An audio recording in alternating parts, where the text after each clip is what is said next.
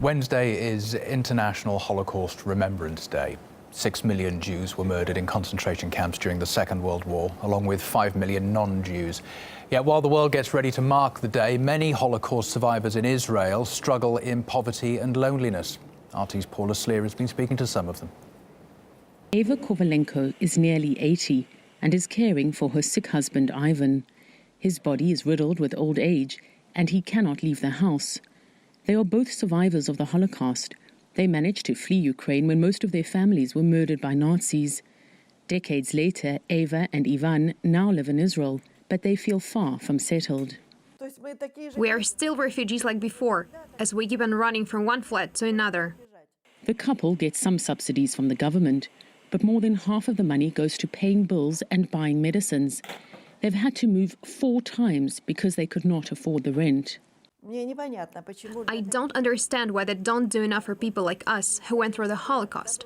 We are not even asking for a proper flat, just a hostel where we can live our last days peacefully.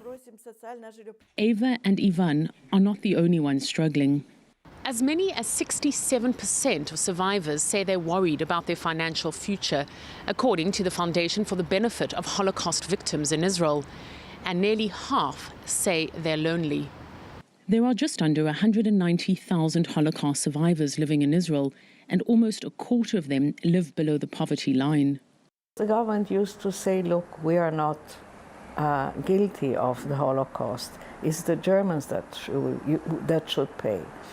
My answer to that was, you're certainly not guilty, but you're responsible for your own citizens. People are getting sicker. And they do get pensions, some of them from Germany, some of them from the State of Israel, but whatever they get is not sufficient. And Colette Avital should know. When she was in government, she headed efforts to help survivors.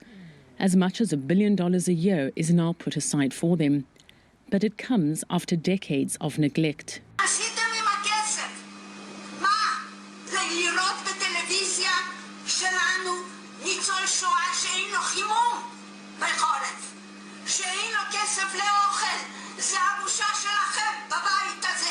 But while many Holocaust survivors still feel let down by their government, some are finding solace in the broader community. Here's where volunteer students like Amit and Omer come in. They visit survivor Michael once a week, every week, through a program called Connected.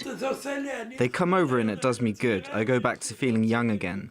It helps that I'm not just sitting in front of the TV or looking at newspaper crosswords. On this anniversary of the Holocaust, survivors are grateful they're being remembered.